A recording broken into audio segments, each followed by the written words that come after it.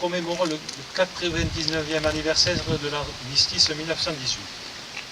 En cette occasion, nous tenons à honorer la mémoire des soldats de Saint-Vincent, tombés au champ d'honneur, ou à la suite de maladies contractées pendant la Grande Guerre, et, plus largement, tous ceux qui se trouvèrent engagés dans ce sanglant conflit. Le travail de recherche que nous vous présenterons a l'avantage, au-delà des simples noms et prénoms, de vous faire découvrir un peu plus ces hommes. Le plus âgé d'entre eux, Guillaume Coste, avait 44 ans au moment de son décès. Et le plus jeune, Albert Bessède, 19 ans et demi. Certains documents photographiques en notre possession nous ont permis d'étendre nos investigations sur des soldats du village ayant survécu à la Grande Guerre.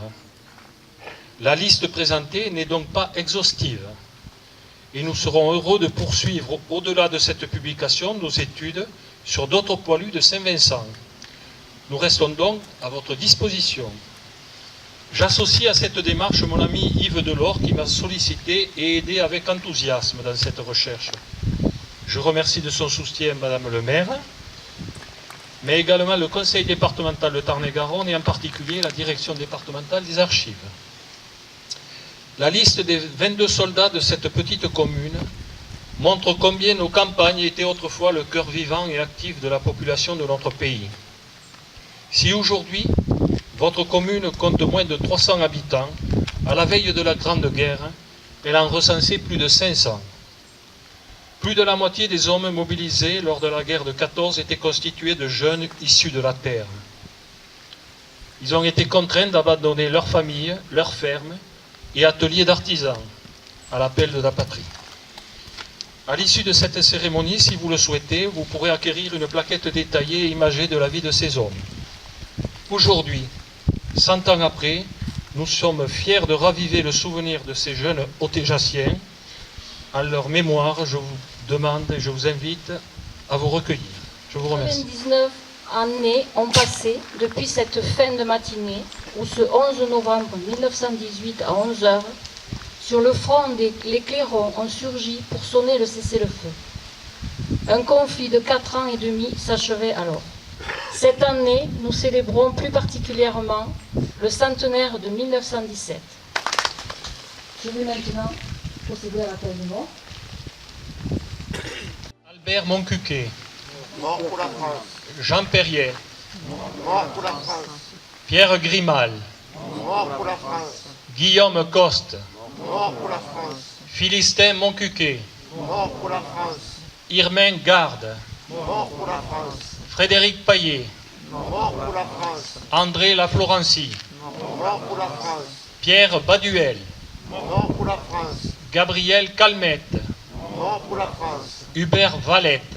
Mort pour la France. Joseph Martiel. Mort pour la France. François Carle. Mort pour la France. Antonin Landou. Mort pour la France. Justin Vigne. Mort pour la France. Albert Bessède. Mort pour la France. Louis Roubert. Mort pour la France. Germain Moncuquet. Mort pour la France. Denis Rival. Mort pour la France. Jean Delsol. Mort pour la France. Baptiste Grimal. Mort pour la France. Marcelin Soulier. Mort pour la France. Est mort en Algérie René Garde, qui était né à Saint-Vincent le 27 octobre 1941 et qui est mort pour la France en Algérie le 28 décembre 1961. Il avait à peine 20 ans. Mort pour la patrie.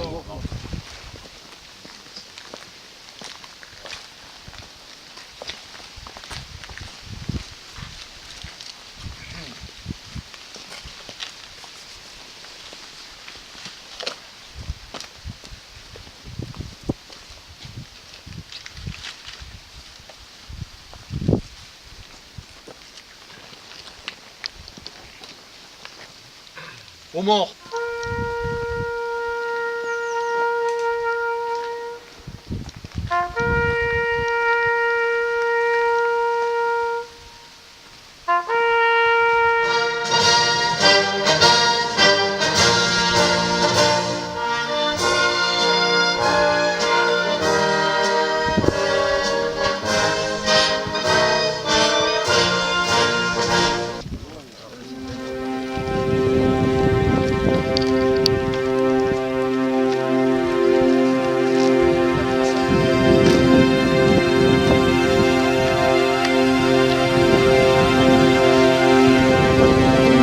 Saint-Vincent a été énormément touché pendant cette Première Guerre mondiale. Oui, puisqu'il y a sur notre monument 22 noms inscrits des jeunes de la commune. Donc j'imagine qu'à l'époque ça a été très dur pour les familles et pour les familles pour faire face au travail qu'il y avait déjà à la campagne. Et ensuite, quand ils ont appris la mort de leurs enfants, de leurs frères, de leurs neveux, enfin bref.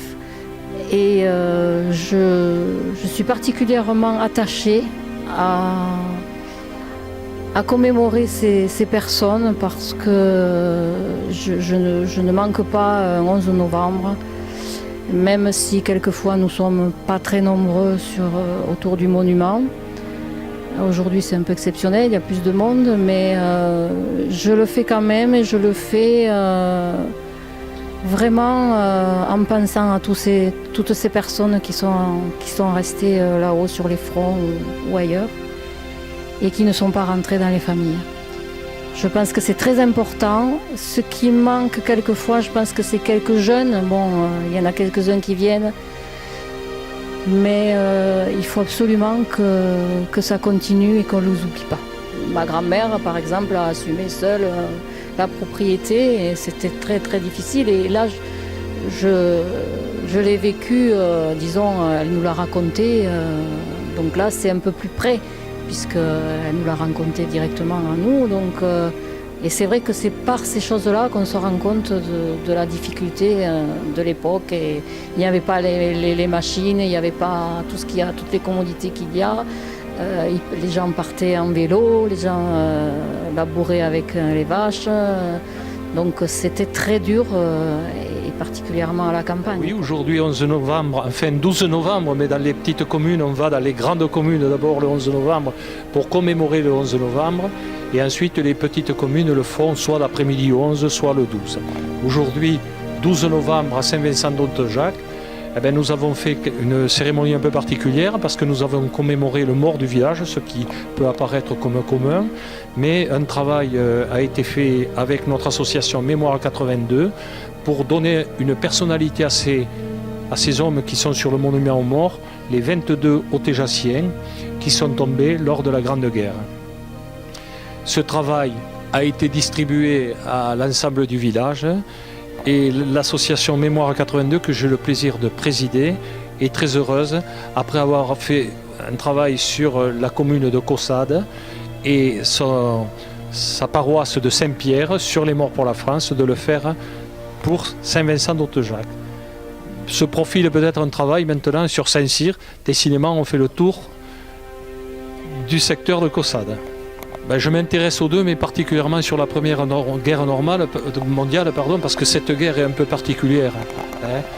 On a le privilège d'avoir avec cette guerre énormément de mémoires, de lettres, de cartes. Un courrier énorme a été fait, des millions de lettres pendant toute la guerre, alors que la Deuxième Guerre mondiale était l'occupation totale du pays.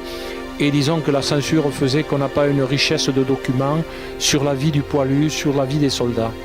Donc je me suis laissé tenter et je suis particulièrement attaché à parler et à travailler sur cette guerre et sur la mémoire de ces hommes.